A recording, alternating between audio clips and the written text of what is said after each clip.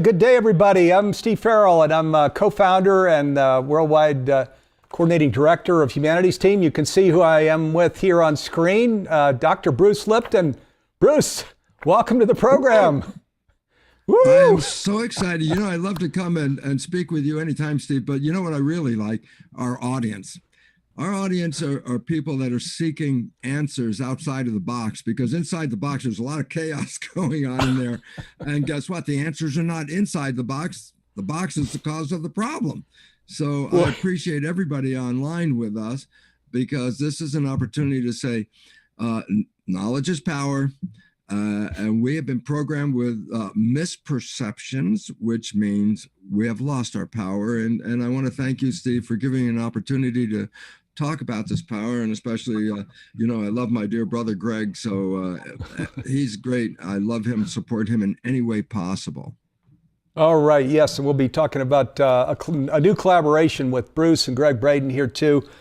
Great to have you with us. I'm going to give Bruce a proper introduction here in a moment. But before I do, just hey, big shout out to all of the audiences watching. As Bruce mentions, we're doing this for viewers. I love hanging out with Bruce.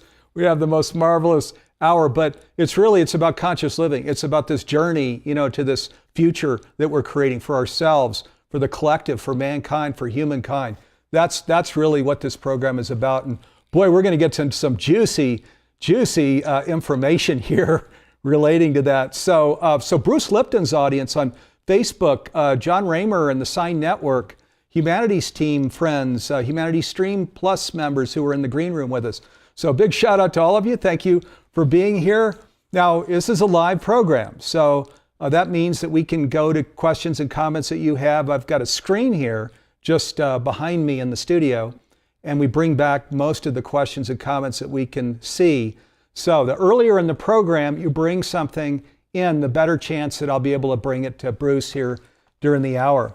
Okay, so our theme this week is we are the masters of our biology. So, which is exactly what Bruce was getting to here a moment ago as we talk about who we are, how we're put together, what our opportunity is in life.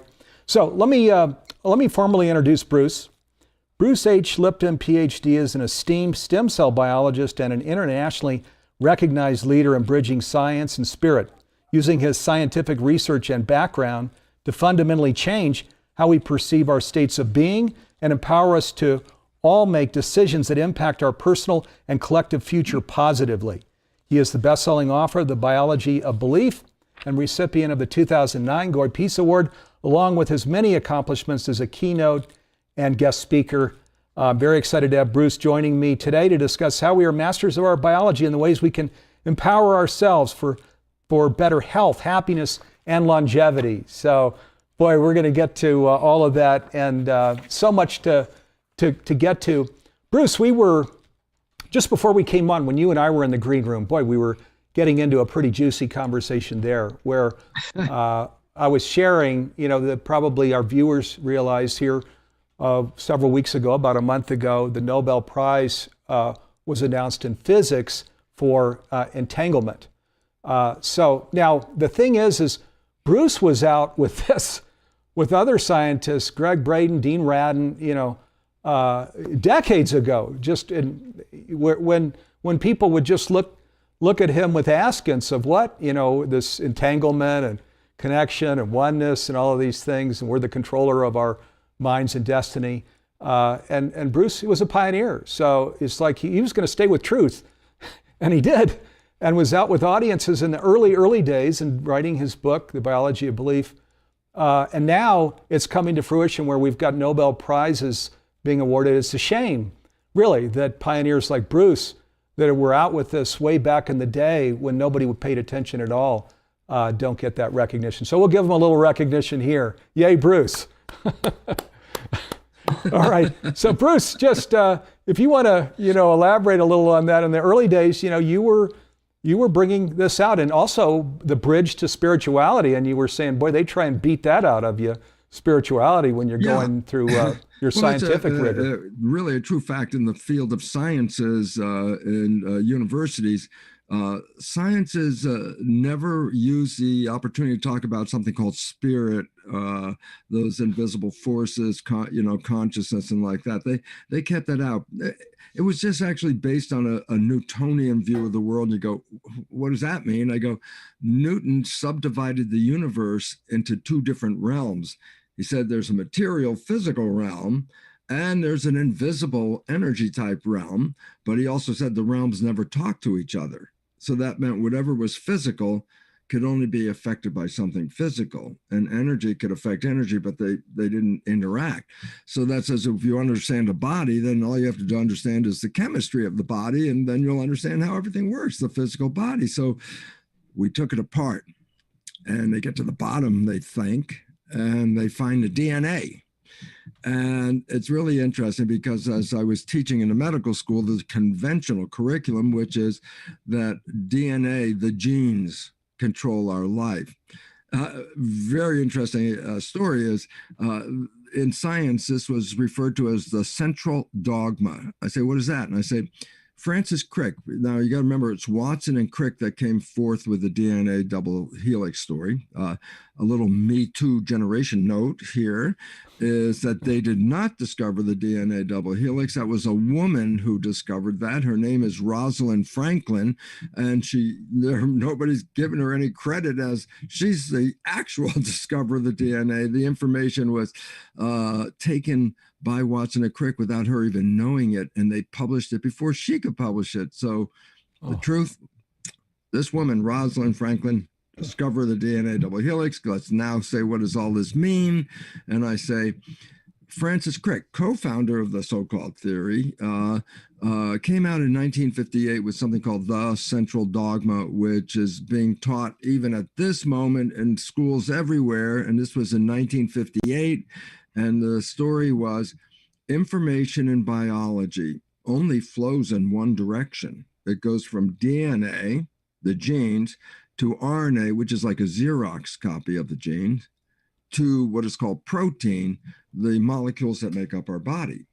And I said the information flow was supposedly only one way, DNA to RNA to body, which then implies a very important fact, and that is, can your body, life, experience go back up and change the DNA? And the answer is nope. Right.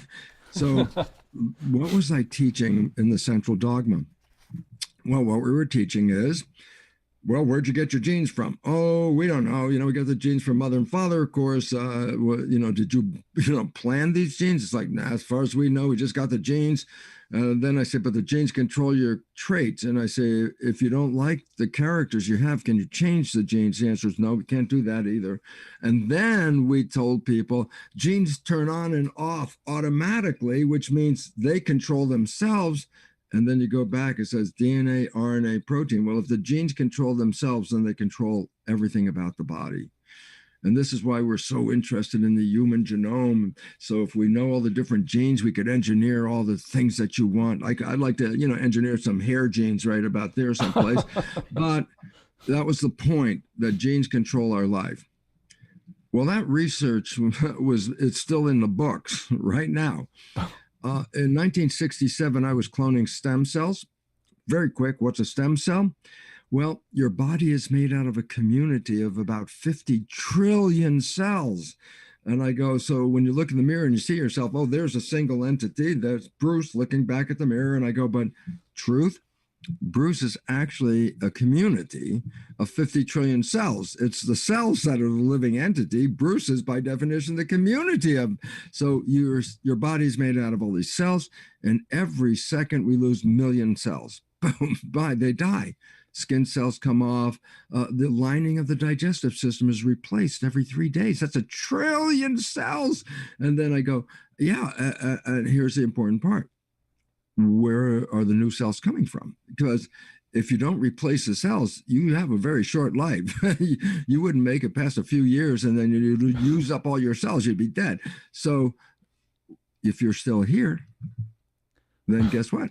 You all have stem cells. And stem cells are the embryonic cells that replace the ones that die every day. So you all have stem cells. And I go, a stem cell, embryonic cell. So here's my research very quickly. I take one stem cell and put it in a petri dish by itself. It divides every 10 hours. First it's 1, then there's 2, then there's 4, 8, 16, 32. And I go, it doubles and doubles. At the end of the week, I have 30,000 cells in the petri dish. Point. They all came from one parent. And if they all came from one parent, then they're all genetically identical cells. I have 30,000 genetically identical cells. And I say, what do? I say, I split them up into 3 dishes. So I have 3 petri dishes with 10,000 cells in each dish, but all the dishes, the cells are genetically the same. And here comes the secret. And this is where it comes out. And I go, well, what? And I say, well, when you put cells in a petri dish, you grow them in a fluid called culture medium. I go, yeah, that's a support fluid. That's the environment that cells live in. I say, well, who or what is making this environment? What's in it? I go, here's the point. Culture medium in a lab is a synthetic version of blood. Yeah, I grow human cells. I say, what's in human blood? And then I take that chemistry, and in the lab, I mix it up and I make culture medium. So here's the story. 3 different petri dishes, but all dishes genetically the same. But I make up the culture medium and I make a slight change in the chemistry, just a little bit of chemistry change. So I have 3, got the story? 3 dishes, genetically identical cells, but 3 different culture mediums. Let's call them environment A, B, and C. The culture medium is the environment. So I go, okay, in one dish, I put culture medium A, and the cells form muscle. In the second dish, I put culture medium B, and the cells form bone. And in the third dish, I put culture medium C, and the cells form fat cells. And all of a sudden, I'm thinking, what controls the fate of the cells? I say, they're all genetically the same. What made the difference between muscle, bone, and fat? The environment. And all of a sudden I said, oh my goodness, I'm teaching everybody genes make the decision. And then I'm watching, I go, it's the environment and interacting with the cell that makes the decision. And all of a sudden I said, it's the environment. I go, so why is this? Here's the most important reason. The old story, DNA controls life, makes you a victim of your genes. Yep. Hey, whatever genes you got, that's going to unfold, and that's your life. So pre-program. You got a pre-program in your genes. You're going to get cancer. You're going to get heart disease. You're going to die young. It's in the genes. That story makes you a victim. You're powerless. You can't change the genes. Okay. The new story. And the new name, let's go back to the old story. The old story is called genetic determinism. Genes determine the character. And the genetic determinism is the belief, of course, that your genes are programming your life and you can't change them. And so when I say this character is under genetic control, that sentence says this character is under the control of genes. Okay? Now, the new science, I change the environment. And the cells change their fate. And I go, well, then the control is not in the genes anymore. The new science is called epigenetic control. I go, it sounds the same, genetic control, epigenetic control. I say, it's the epi, folks. I say, what is epi? Epi means above.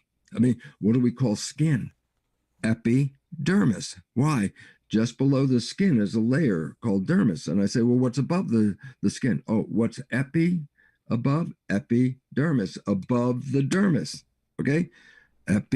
Listen to this. This is the breakthrough for you and me. Epigenetic control translates as control above the genes. And I go, what is that? I say, it's environment. Because you can change that environment. And all of a sudden I said, well, then you're not a victim. I say, no, you're a master because you control the environment, which by definition means you control the genes. And I go, this takes you from victim to master, but you never had this knowledge. And so without the knowledge, this important point is useless because nobody understood it. They just still think I'm a victim. And I say, well, if you believe you're a victim, you manifest victim. That's your belief. And that's what you create. So after all of that stuff, where are we down to? I said, you are a skin-covered petri dish. you have 50 trillion cells under your skin. I go, yeah, you're a petri dish with 50 trillion cells. And I go, and you have the original culture medium, blood. And I go, so what's the point? I say, in the culture dish, it's the chemistry of the culture medium, synthetic blood, that controls the fate of the cells. But in your skin-covered dish, it's the chemistry of your blood that controls your cells. It's the same in the skin dish or the plastic dish. The cells are controlled by the environment. Now, here comes the critical part. Well, that's based on the chemistry of the blood. And I go, yes, it is. And I say, this chemistry of the blood is controlling the behavior and genetics. I go, oh. I go, then comes the last question. You're ready for the last question? The last question is this. If the brain is making the chemistry, what chemistry should the brain be putting into the blood? And here comes a fact that will blow your mind. The brain translates the picture in your consciousness into chemistry. That each type of picture, whether it's love, anger, sadness, joy, each of these is a state of consciousness. And the job of the brain is to take that picture in your mind and turn it into complementary chemistry. So every time you have an emotion or a feeling, the chemistry of your blood changes because now you're putting in new chemistry that relates to the feeling. So if you're in love and all of a sudden you experience, I'm in love, then I say the brain releases some great hormones like, dopamine, pleasure. I go, yeah, that's what being in love is all about. It just feels so good. It releases oxytocin. Yeah, that bonds you to the source of that pleasure. And growth hormone comes out when you're in love. And I say, what does that do? He says, well, the name said it. Growth. It enhances your vitality. When you feel love, your vitality is increased because the chemistry of your blood enhances your health. Do you have to be in love with another person? I go, no.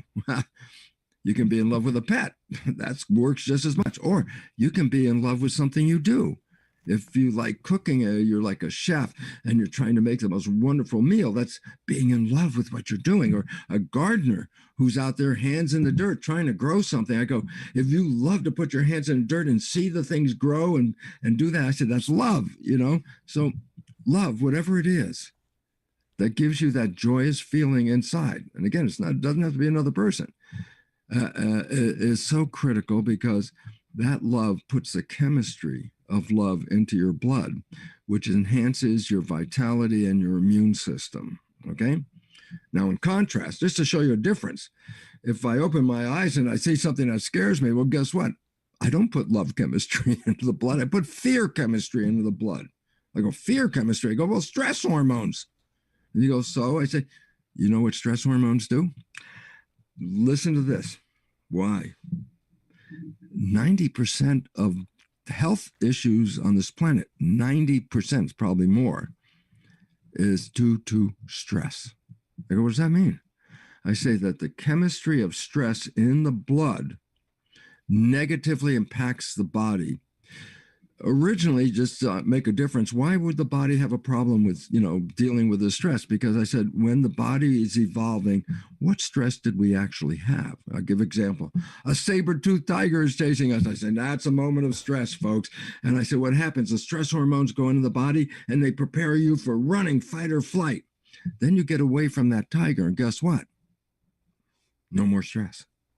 So how long did that take? 10, 15 minutes. Okay. I go, so when we had stress in our history and in our evolution, it was only for a very short period of time, just temporarily get the body ready for fight or flight, just temporary. But today, stress is every day, 24 hours a day, 365 days a year. All of us are under stress. Do you have enough money? Will you be able to get health care? Will you be able to pay the rent? My God, there's stress all the time. This is why we have a healthcare crisis. Okay? And I say, why? The chemistry of stress. And I'll explain it in 3 steps. This is the result of stress, so you understand where the problem comes from. When you're in fight or flight, your mission is to run away from the saber-toothed tiger. And I go, so what does that mean? I say, well, you need all the energy in your body to run away from the tiger. And I say, well, what systems do I need to run away from the tiger? I say, well, mainly your arms and legs, because that's going to carry you away. And I say, okay. And I say, so why is that important? I said, because that's where you need the blood. Why? The blood is the energy to make those arms and legs move. So the more blood you have in the muscles and the arms and legs, the more powerful you are to run away from the problem. Okay. So I go, so where was the blood if there was no stress? And I go, oh, what else is in the body? Take the arms and legs off the body. What do you got left? You've got the gut, the viscera. You got the guts. And I say, well, what do they do? And I say, oh, they maintain the body. They clean it, filter it, put nutrients into it, remove waste products, replace the cells that are damaged, blah, blah, blah. I go, oh, so the gut is where all the maintenance of my body is being taken care of. And I go, yes. Now, here's the point. You're being chased by a saber-toothed tiger. You think that you need to do all the work on the body right now? Maybe you could just like have an air raid siren or something and say, look, stop work. we're going to run. I say, well, what happens? And here's what it is. The stress hormones cause the blood vessels in the gut to constrict tight. I go, what does that mean? It pushes the blood from the gut to the arms and legs. That's the one I need to run with. Yeah, but what does it mean about the gut? And I say, it stops functioning. Maintenance of the body is out. Taking care of the system is out. Why? The energy is getting ready to run. So moment the stress hormones are in, you stop maintaining the body. Number 2, and this is the big one. You ready? Stress hormones shut off the immune system. Oh, yeah. I say, why is that important? Well, if you've ever been sick, you might have known maybe you didn't even have the energy to get out of bed. When the immune system is operating like that, it uses so much energy, you probably can't even move sometimes. I go, yep. So I say, you're being chased by a saber-toothed tiger. You have a bacterial infection. How do you want to split the energy? How much energy you want to fight that bacteria back? Or how much energy you want to run away from the tiger? Let me help you with the answer. You want all the energy to run away from the tiger. So stress hormones, listen to this. Stress hormones shut off the immune system to conserve energy to escape the stress. Oh my God. That means the more stressed you're under, the less effective your immune system is, because the stress hormones are shutting it down. I said there were 3 things, and the third one is also very important. When you're in a fight or flight, it's not time to think. And I say, what does that mean? I say, well, thinking is a very slow process. I ask you to think about something. You go, oh. I go, when you're running away from the tiger, you don't have to go, oh. You don't have time for that. You got to run. So stress hormones shut off thinking. I said, what do you mean? The blood vessels that are behind your forehead here in the brain, this is where thinking occurs. I say, what happens? What happened to the blood vessels in the gut when the stress hormones came in? They squeeze shut. I say, well, why do I want to shut the blood vessels off in my brain? I say, you didn't. You shut it off in the conscious brain up here. But that pushes the blood to the hindbrain, and that's where the reflexes and the reactions are coming from. So you don't have to think and waste time. Just put the energy right back in there. Let's make an action right now. So I say, we become less intelligent when we're afraid.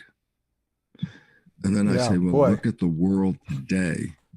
It's chaos. It's fear. I mean, the COVID thing scared everybody so much. They said, don't even talk to anybody. Put your mask on. Keep away from everybody. The businesses shut down. But I said, oh, my God, this is fear? And I go, that is the result.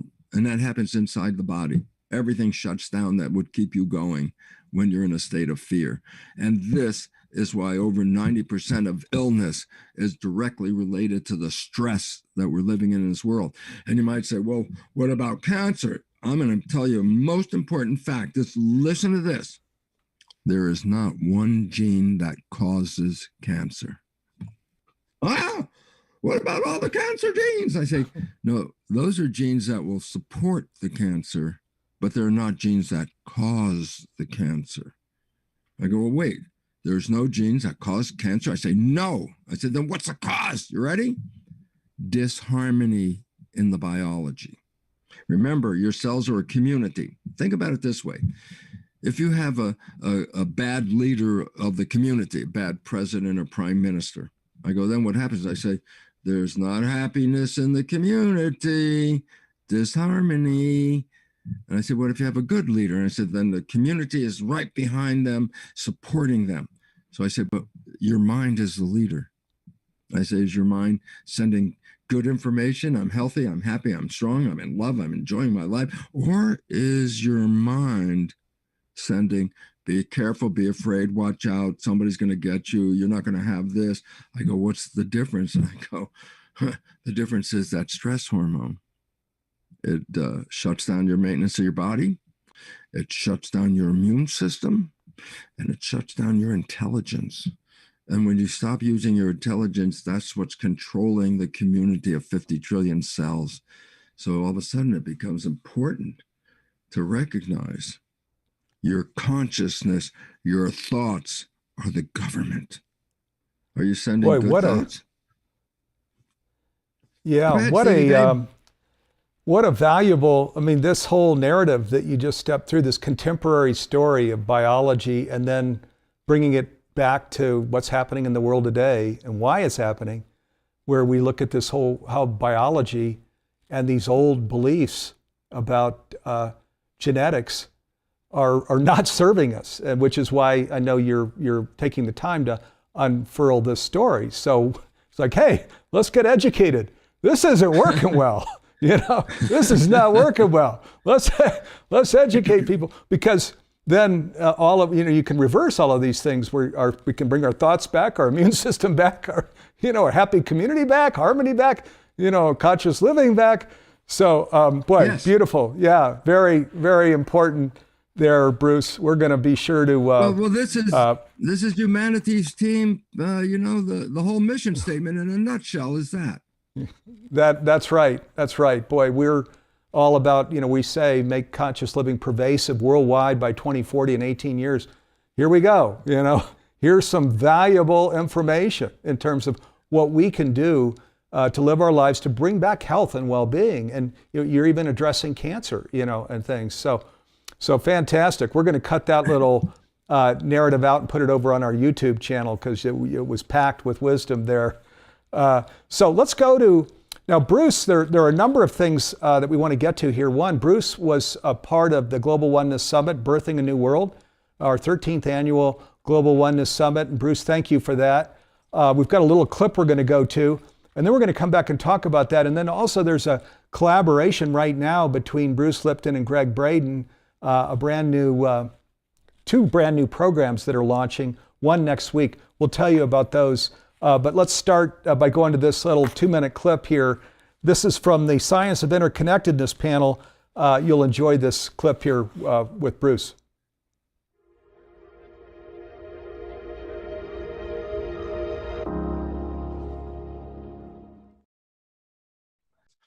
That a human body is not a single entity, it's a community of 50 trillion cells.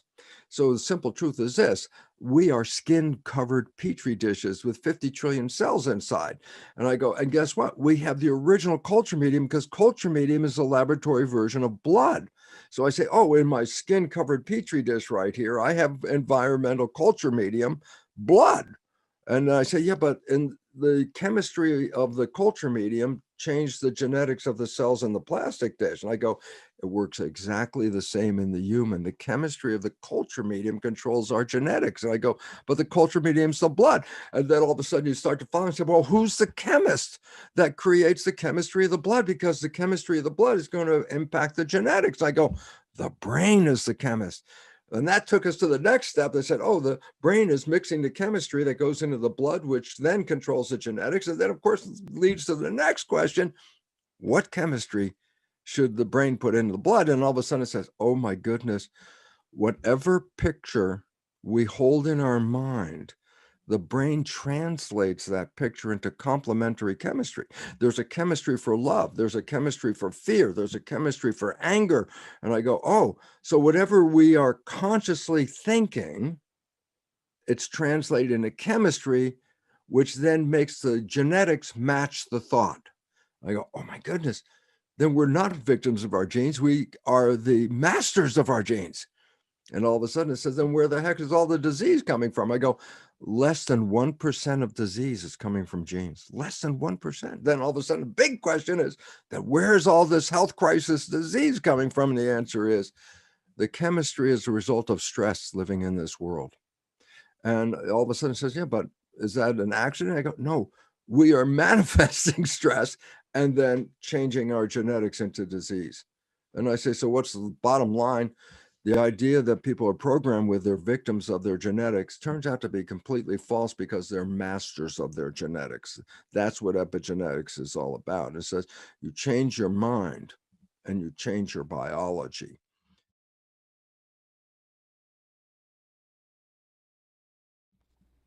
Okay, and such an important message, which is what Bruce spent even more time kind of unfurling that narrative. Like and then just copied it and played it again. There it is, distilling it, down. So we're epigenetics, where we understand we're the masters of our biology, of our genetics, of our lives. Such an important message. So let me share.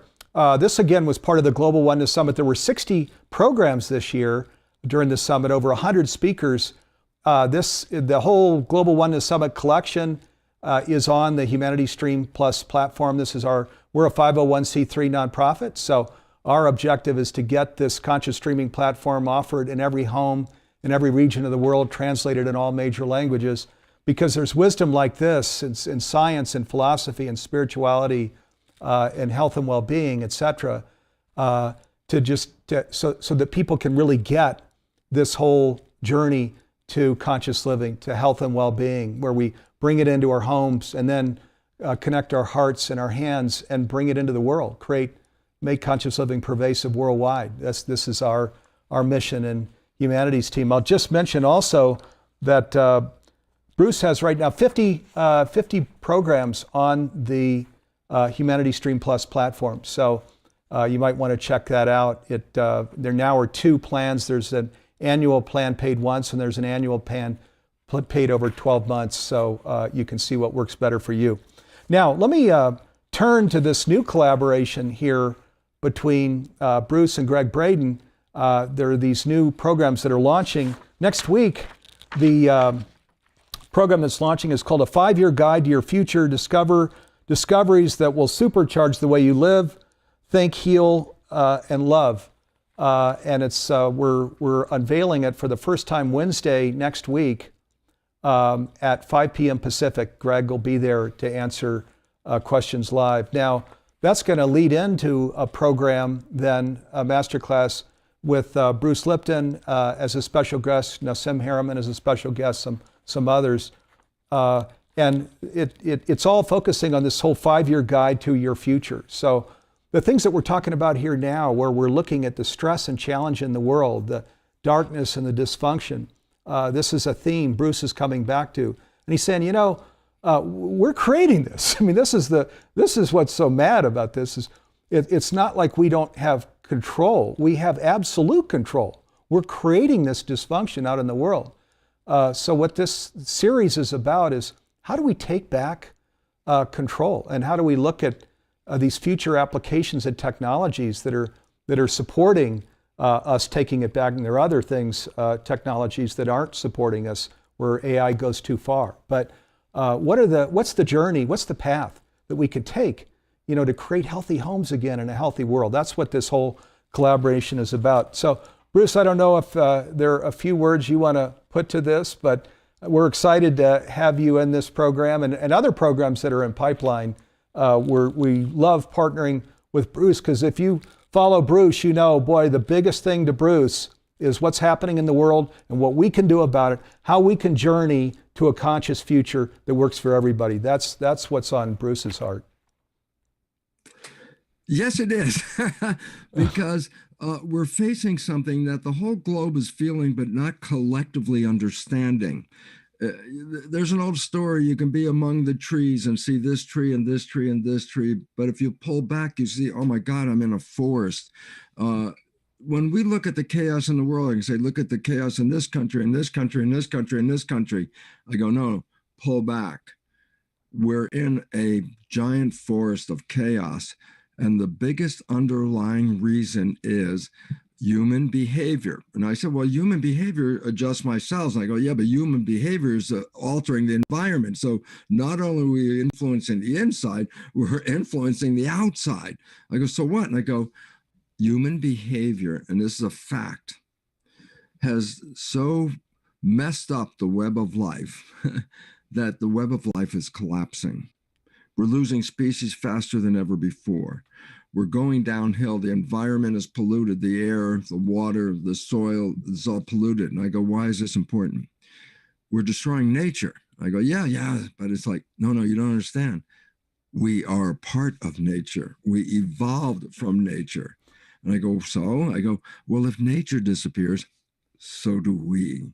And this is what scientists have been telling the public for 15 years, but the media keeps it in the back and doesn't want to talk about it. And that is this: for over 15 years, science has been telling the world that we are facing what is called a mass extinction. Like, what does that mean? I go, some event causes up to 90% of life to disappear, and then it starts all over again. I say 5 times in the history of this planet, life was thriving, and some event wiped out up to 90% of life. The last time was 66 million years ago. There were no people at these previous ones. And I say, what happened 66 million years ago? I say, a comet. A big comet hit near the Yucatan Peninsula in Mexico. And I said, then what did it do? It was so big a comet, it destroyed life, the web of life. And life fell apart. 75% of life disappeared. Boom. I go, that's when they had dinosaurs. Guess what? We don't have any more dinosaurs. I said, what happened to them? I say, mass extinction. They got wiped out. Well, today we're in the 6th mass extinction. Science has been telling the public 15 years, we have the data, we're going extinct. And here's the most important part. Human behavior is destroying the environment. That means we are destroying our own livelihoods. If the environment goes, so do we. And I go, so why is this so important? And it's because human behavior is not, remember, it's not just destroying the environment now on the outside. I said, what's happening on the outside is also happening on the inside. I go, yes, the chaos of the outer world is the chaos of the intercellular community, and that's where the health crisis is coming from. And until we start to learn to live in harmony and balance with nature, our consciousness is distorting this. And I go, okay, quick take on this point. I said, our consciousness, I go, yes, and here's the point. The mind is what is creating the chemistry in the blood, which controls our biology. The mind is a computer. I go, yes, it is. And we always talk about the mind like there's only one mind out there. I go, no, there are 2 minds, and they have different function, and they learn in different ways, and this is where all the problems come from. I go, what does that mean? The 2 minds, the latest development of the mind is right behind your forehead here. It's a lobe of brain tissue, like a little lid of brain tissue sticking out. It's called the prefrontal cortex. This is where our conscious mind is. And I say, so what's the difference of the rest of the mind back here? I said, that's called the subconscious mind, which means below conscious. Okay. So I say, well, what's the difference? I'll tell you what they are right now. The conscious mind, which is connected to your spirit, your soul, well, that conscious mind is the one that has the creative character. And I go, so what? And I go, when you're creative, you can have imagination. When you have imagination, you can manifest something. And I go, like what? And I say, well, our conscious mind would like to have what? Heaven on earth. I go, what does that mean? Peace, health, harmony, beautiful world, no violence, all this wonderful stuff. And I go, yes, this is exactly what most people in the whole world want. No war, no violence, no disease. Okay. So I'm going, yes, this is conscious mind creative. And the conscious mind, by definition, has wishes and desires and aspirations. I go, what does that mean? If I asked you, what do you want from your life? The answer is going to come from the creative mind. I want this, I want that, I want to be healthy, I want to have romance, I want to have a great job, I want to be able to do something. I go, okay, conscious creative mind. Now I say, but the subconscious mind, that's different. It's in a computer. uh, when you get a new computer, you can't use it until you put programs into the computer. How to surf the web or how to write a story or draw a picture. Those are programs. And the idea of the brain as a computer boots up, meaning it activates in the last trimester of pregnancy. But you cannot use the computer until the programs are put in. And I say the subconscious mind is the program mind. It's the same as the hard drive. Whatever programs are in there, that's what the subconscious mind can do, below thinking, below consciousness, meaning if you're not paying attention, the subconscious can do it. Well, right now it's regulating your blood pressure, your heartbeat. It's regulating your digestive system. It's doing all that without you having to do any thinking because it operates below thinking. I go, okay, so subconscious mind is not creative. It is habit, programs. And I say, and where do we get these programs from? And I go, because culture changes and culture in every different place is different, you can't put that into the genes. So when a baby is born, the brain is in a record mode to look at the behavior so that they can be part of the family and part of the community. An infant, when it's born, is observing the world and downloading, just like a video camera, the behavior. Watch the mother, see how a woman behaves. Watch the father, see how that father behaves. Watch the family, see how they behave. Watch the community, see how they behave. Not just see, but record it. This allows you to become part of a family and a community by knowing the rules without studying them. They were just downloaded. Whatever rules about life you saw from your father, how you're going to have in your subconscious. Whatever your mother acted and behaved, well, those are the programs in your subconscious. So the programs in the subconscious didn't come from your wishes and desires. They came from watching other people. Of course, we also did personal experiences, and this is real important. For example, when did you learn how to walk? I said, oh, before 2 years age? I go, yeah. And I say, you could be 102 and you're still walking? I go, yep, using the very same program that you got before two. Habits. Habit means they don't want to change. And I say, so where do you get your habits from? I said, the basic habits of how to be a person to live in the world, you got by observing mother and father and family community. And I go, okay, that was programming. It lasts for 70 years. The brain of an infant is in a state of hypnosis, downloading and downloading. No conscious mind, meaning no filter. Was that a good download or a bad download? I go, conscious mind's not working. You got good downloads, you got bad downloads. So, and I say, so what? I said, this is subconscious mind. But I said, once you become conscious, then you become creative. So in a computer, the hard drive is built into the machine, but on the surface is a keyboard. And when you type on the keyboard, you put your information into the machine. That's where creativity comes from. I say, okay, we're born, the computer brain boots up, lights up, last trimester of pregnancy, starts to download repetitions and patterns. From where? From the environment, observing mother, father, family, etc. Downloads, and these become programs in the subconscious. And then after age 7, you become conscious, and now you can type in what you want. Okay, now here comes the problem of the whole world, and that is this. The conscious mind can not only create the life we wish and desires, but the conscious mind can think. So what is that? What the heck does that mean? I go, thinking is not looking out. Thinking is looking in. Where's a thought? It's not out here. A thought is inside. So I say, when you are thinking, the conscious mind is busy inside and not paying attention to the world outside. I go, what does that mean? I say, well, if you're driving a car and you start thinking, guess what?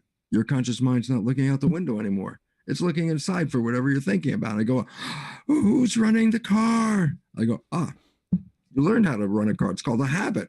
It's a subconscious program. The moment you are thinking, subconscious takes over the processes that you're not paying attention to. And that means whatever processes are playing from the subconscious, you do not see those behaviors. I go, why not?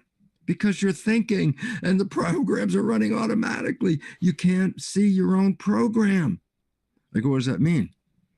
The behavior that you're spending, and here's the scientific fact, 95% of the day, the behavior you are creating is not coming from wishes, desires, and aspirations. Conscious mind, 95% of your behavior is coming from the programs, behaviors you got from other people. And it's not your life. Boy. And you're the only one that can't see you're playing the program subconscious, because your conscious mind is paying attention to the thought. So whatever's coming out, you don't see it, but everybody else does. I've told the same story, probably a half a dozen humanity teams filmed, but I'll tell it again. It's so important. Because what you're doing, absolutely, you're explaining kind of how this process works, where we're just, for the first 7 years, just imprinting, the parents' way of doing things is kind of imprinted on the system, and then these habits that are there that run amok your whole life. And when there's challenging circumstances out in the world like today, then it just escalates. So immune system gets worse and worse and worse, loss of thoughts, which is why I know Bruce taking the time to go through this is, hey, we need to take, we can epigenetics. We are the masters of ourselves. This is how it works. And I thank you, all of us in the humanities team, thank you for being so patient and kind in the way that you take people through this whole process of how life works, and how for many people we're not really conscious, at least in the way we define consciousness. We're not really ultimate reality of who we really are. Our invitation, you call it to live in heaven on earth, which is where we're living consciously, where these loving thoughts, as Bruce was sharing, which can be relate to cooking, our relationship, but loving thoughts where we take back ourselves, we take back our life. Let me just share, Bruce has created a number of master classes. So the Science of Self-Empowerment with Greg Braden and the HeartMath leaders, Deborah Rosman, Howard Martin, that is a 24-module masterclass on the Humanity Stream platform. Also Technology, Consciousness, and Evolution, that was with Greg Braden and Lynn McTaggart. And that's another 24-module masterclass on the Humanity Stream platform. And then he's coming in as a special guest. This new program next week, the one that's coming out next week is actually called From Surviving to Thriving, which is what Bruce has been talking about here. How do we, right now we're not even surviving real well, he's saying, planet's in trouble. So let's move up here. Let's move up to surviving, then we can move up to thriving and really get this whole thing working, which is Bruce's mission in life. It's why, as a nonprofit, we love Bruce. It's all about, creating better lives, a better world, true health and well-being. That's his mission, and he tirelessly is out in the world creating classes, doing, guest speaking, hosting sessions. He just came back from Europe. He was in Paris there, and then of course he goes to New Zealand where he teaches. So Bruce, we just appreciate you so much for your heart and just the way that you give of yourself every day of the week, every day of the year. Let me bring in some questions, because we've got quite a number here. Lisa says, Bruce, what's your take on glutathione? So and that question is in here a couple of times. So. Yeah, glutathione is a neurotransmitter, affects what's going on inside the body. And I say, but we always say, well, this hormone affects this. And I go, no, this is again a problem of medicine reducing everything into this causes this. And I go, wait, in biology, everything is interconnected. There are multiple hormones out simultaneously. So you can't describe life using one hormone and what's going to happen in the nervous system, okay? So, basically, it says, well, it might be involved, but I'll tell you what the most important thing is. Your consciousness creates everything you want. If you take a product from outside, a drug or a supplement, listen to this. It works because when it's inside the body, that drug or chemical has a receptor on the surface of the cell. Receptors are like eyes, ears, nose, what's going on in the world. And if you take a drug, it only works if the drug matches the receptor. And I go, yes, that's true. And then comes the most important point. Well, if I already have the receptors, did nature give me the receptors waiting for me to take the supplement? I go, no. If you have the receptors, your own brain can make all of the signals. That means the receptors are there because you can already make the signal. So this is the issue. And I said, well, why do we take so many drugs? And I said, well, maybe your brain's not releasing the signal, which is where the signal comes from originally. I mean, if the drug works, it works because you can do the same thing. And I said, then why aren't you doing the same thing? I said, what's your consciousness all about? I say, you're manifesting a life, and maybe the glutathione or whatever hormones are necessary in the body, if they're not being released, why are they not being released? And I said, maybe it's because your picture in the mind has something that doesn't engage that. And therefore, it's like, well, I can make the glutathione, I can do all this, but will I make it? And I say, well, do I need it to fit my picture? And all of a sudden, it's like, oh my God. We're mastering a manifestation. Your mind is taking in a vision, a creative vision of what you want, and then releasing the chemistry to manifest that vision. But you got program. You had to put the programs in. You got that from other people, and 95% of your life is coming from the program. So therefore, you might struggle through life, even though you have the conscious wishes and desires to win. Consciousness 5%, program 95%. Are you living your life, or are you manifesting your program? And very quickly, if I can, because people say, well, what am I programmed? I say, yeah, you were being programmed even before you were born. You were programmed from a whole year, 0 to 1, another whole year from 1 to 2, another whole year from 2 to 3. I said, what program did you get when you were 0? You don't know. Your mind wasn't working. So quick take. Your programs are based on this. 95% of your life is coming from the program. Your life is a printout of your program. The things that you like and they come into your life, they come in because you already have a program to support those things. And now here's the one, the things that you work hard at and you struggle, you sweat over it.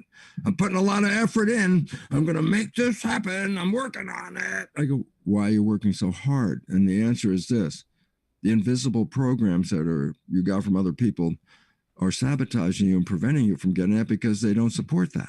And you're trying to override the program. I go, that's a very difficult thing to do, to override the program. But very quickly, when you fell in love with something and you experienced what was called the honeymoon, and I go, what does that mean? I go, your life was blah, blah, blah, blah, blah. And then you met someone, let's say, and you fell in love. And I say, 24 hours later, your life was not blah, blah, blah anymore. Your life was, oh, it's so beautiful. I'm so in love. Life is heaven on earth. Life is beautiful. I said, what do you mean? I said, you went blah, blah, blah. And then 24 hours, now you're creating heaven. I said, what was the difference? And here is the difference. When you fall in love like that, you stop playing the programs. And you keep your conscious mind, not 5%, but over 90% in charge. And the conscious mind has wishes and desires. So I go, what? Once you stop playing the program and you start manifesting wishes and desires, that was called the honeymoon. I go, yeah, it's always there. It's always there. Except if you start thinking again, thinking then diverts the conscious mind to inside. And now the programs take over. And then all of a sudden, the honeymoon disappeared. I want us all to have a honeymoon, because if you're all having a honeymoon, the planet is having a honeymoon. Nature is having a honeymoon. And when we are happy and in harmony, so is nature. And this is what nature is trying to tell us. We're not in harmony. And this is why a mass extinction is looming until we change our consciousness. Yes, let me bring in too just something simple that we can all do that relates to the honeymoon effect and this aspect of love really being in the expression of love. And that's the simple thing of right now, with all of the things going on in the world where we're doing our interior work, we're in nature, we're meditating, we're praying, whatever. We're all called to a particular station in life. Bruce, writing The Biology of Belief, hosting educational programs, leading these seminars and things all over the world. Humanities team to create this conscious streaming platform, make it economical, put it in every home. So Bruce's wisdom and Greg Braden's wisdom and Lynn McTaggart's wisdom and HeartMath's wisdom and hundreds of others is there in the home. And but you, the viewer, bringing it back to you, you're called to a station in life where we embrace our station in life, the way that we're to give, the thing that we can do, the gift that we're to give. yes, this whole love thing that Bruce is talking about, and it can happen with a partner too, and some people are in a honeymoon with somebody new that they met. But we can, a whole life long, where we're in service like this, going to what we're called to, bringing our gifts to the world, helping the world to create health and well-being in our homes and in the world. It creates love. We feel great. We're love's expression. We're in service. So there's a real simple way all of us can come into this and override this programming that Bruce talks about that's back from age 0 to 7, which just is programming that is this old genetics, not the epigenetics that Bruce is the apostle of, where he says, no, we can put a saddle on this horse, we can ride this horse, we can take control, we can be masters of our destiny here with epigenetics. And so there's a simple thing we can do. Okay, let me bring in a couple of things here. Kathy says, I could listen to Bruce all day. So, I'm sure a lot of people are thinking that, Bruce. So Debbie says, what is the best way to decalcify the pineal gland? So there, people wanting to go into health kinds of questions here. Okay, a little misinformation about the crystallization in that gland, and that is you were born with crystals in there before even living your life. The crystals are not an accident in that gland. The crystals are an important contribution to that gland. I say, what do you mean? I say, if you're old like me, I grew up in a time when we knew something called what was called a crystal radio set. I go, a crystal radio set? And I said, yeah, there's a mineral crystal called galenium.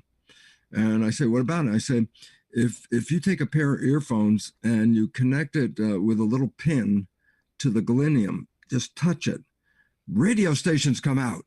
I go, yeah, and you can adjust which one. You add a little toilet paper tube and wrap a little wire around it, and you can move a needle against it. You can pick out different radio stations from the crystal. I go, so why is it important? The pineal gland is the primary input of the biology. And directly below it in the brain, the brain's like this, like this little circle-like thing. At the very top is the pineal gland, and at the very bottom is the master output, the pituitary gland. And there's information coming from the pineal that goes through that part of the brain. And guess what this part of the brain is? Your life experiences and your biology. And I go, what does that mean?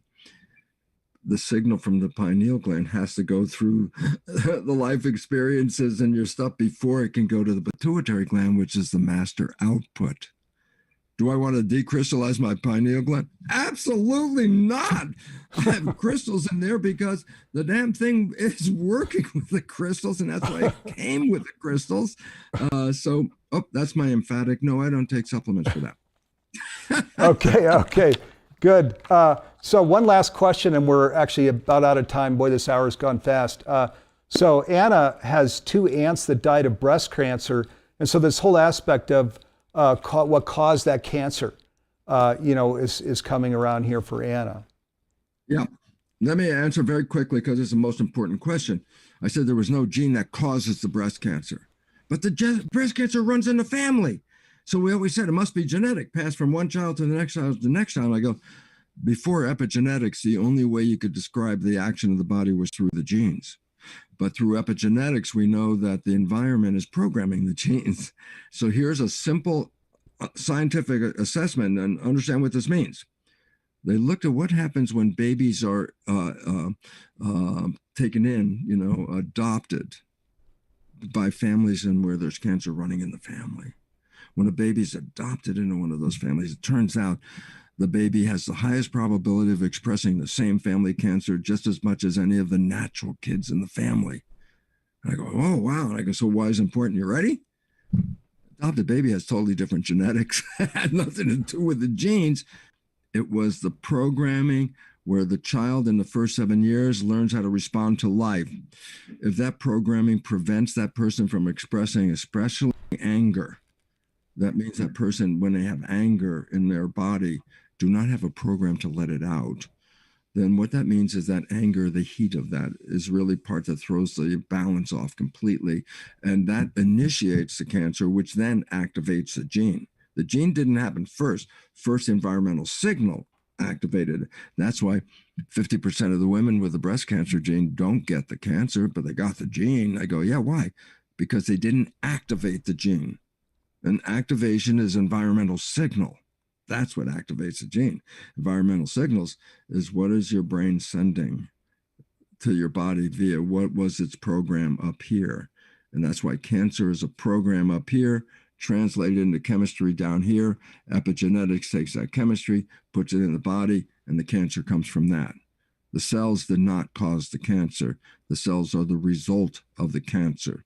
You can kill all the damn mutant cells that are in there. I go, yeah, but you didn't stop the cause of the cancer. Consciousness, programming. It goes back to before you were born, even some of that programming. So that's the cause. The cancer is collaborating with the cause, but the cancer is not the cause. It's the result of the signal. Yes, coming back to the environment, take control of your environment, take control of your destiny, epigenetics, where we find love's expression. And there are lots of ways to do that. I shared one where and we all need to come together anyway with the challenges out in the world where we go to our station in life, so to speak, that we're all called to something. We all have special gifts, and where we just bring those special gifts to making the world a better place, our home a better place. It feels so good. We find this love expression thing, and voila, health and well-being are ours, which that's the whole point of this program. So where we come together. Can I add something? Please do. Yeah, please. Because the first question I always get at the end of the lecture, of course, is, oh, that was nice stuff. How do I change the program? And I want to say, because I don't know which shows they are, and I'm going to leave that to Humanity's team, but I know some of the programs that I've done with them actually give how can I rewrite those programs and take my power back? That is the secret of taking control back over your life, is to rewrite those programs. Yes, so the Science of Self-Empowerment and Technology, Consciousness, and Evolution, these two programs that are on, they're 24 modules each with mentoring also on the Humanity Stream Plus platform. And then this new collaboration with Greg Braden, it starts with this free program we're broadcasting for the first time next week on Wednesday called From Surviving to Thriving. And you'll see Bruce be a part of that. And then keep your eye out. Bruce is a dear friend, so we're always in close touch regarding future things that we can create that just support this conscious journey, which is what it's all about here in today's world. Boy, with what's happening in today's world, I came from Silicon Valley, and the notion of just focusing on top line and bottom line growth today, are you kidding? No way. That's a kid's game. Hey, there are adult games to play here, namely creating health and well-being for ourselves and the world. So that's what we're all about. And viewers, thank you. Thank you for being with us here. Wow, what an incredible hour it's been. Bruce, thank you. He's just back from his European tour. Really appreciate you coming in live with us, Bruce. Let me just also thank my partners and colleagues here. There's Jim Gray in the studio. We're going to pull the camera back. You can see, so I'm here on the couch, and there's Jim over there. Jim, thanks for making this so smooth and easy. Nanette Kennedy, Andy Guski, Dee Meyer, Garth Catterall, Timothy Noah, or a few of my colleagues and partners that make this program possible. Thank you guys for getting word out on this program. Also, John Raymer and the Sign Network. Huge thank you to all of you folks that are supporting the Sign Network. So you'll see Bruce back with us here soon, involved in all of the good works that he's doing out in the world. Bruce, thank you for sharing your heart and your time with us. Love and peace and blessings, everybody. And back with you Wednesday next week, same time. Thanks for being with us.